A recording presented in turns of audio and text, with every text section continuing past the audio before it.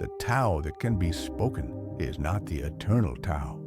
The name that can be named is not the eternal name. Free from desire, you realize the mystery. Caught in desire, you see only the manifestations. Yet mystery and manifestations arise from the same source. This source is called darkness. Darkness within darkness. The gateway to all understanding. When people see beauty, ugliness is created. When people see good, bad is created. Being and non-being create each other. Difficult and easy support each other. Long and short define each other. High and low depend on each other. Before and after follow each other. Therefore, the Master acts without doing anything and teaches without saying anything. Things arise and she lets them come. Things disappear and she lets them go. She has but doesn't possess, acts but doesn't expect. When her work is done, she forgets it. That is why it lasts forever. If you overesteem great men, people become powerless. If you overvalue possessions, people begin to steal. The Master leads by emptying people's minds and filling their cores, by weakening ambition and toughening resolve. He helps people lose everything they know, everything they desire, and creates confusion in those who think that they know. Practice not doing, and everything will fall into place. The Tao is like a well, used but never used up. It is like the eternal void, filled with infinite possibilities. It is hidden, but always present. I don't know who gave birth to it. It is older than God. The Tao doesn't take sides. It gives birth to both good and evil. The Master doesn't take sides. She welcomes both saints and sinners. The Tao is like a bellows, empty yet infinitely capable. The more you use it, the more it produces. The more you talk of it, the less you understand. Hold on to the center. The Tao is called the Great Mother, empty yet inexhaustible. It gives birth to infinite worlds. It is always present within you. You can use it any way you want.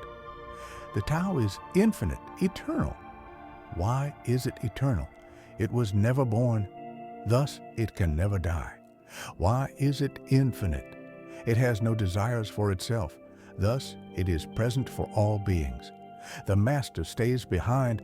That is why she is ahead. She is detached from all things. That is why she is one with them. Because she has let go of herself, she is perfectly fulfilled. The supreme good is like water, which nourishes all things without trying to. It flows to low places that others disdain. Thus, it is close to the Tao. In dwelling, live close to the ground. In thinking, keep to the simple. In conflict, be fair and generous. In governing, don't try to control. In work, do what you enjoy. In family life, be completely present. When you are content to be simply yourself and don't compare or compete, everybody will respect you.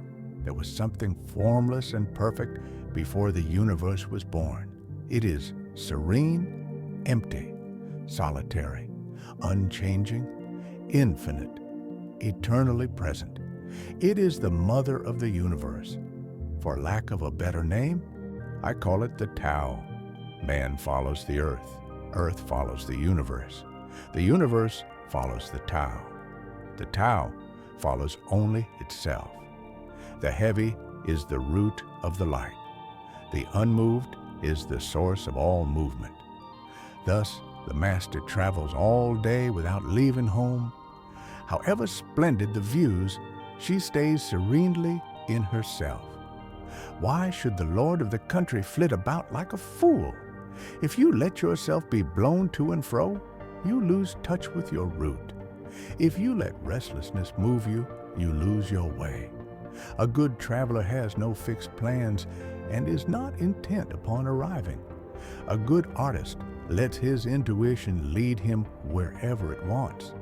A good scientist has freed himself of concepts and keeps his mind open to what is. Thus, The Master is available to all people and doesn't reject anyone.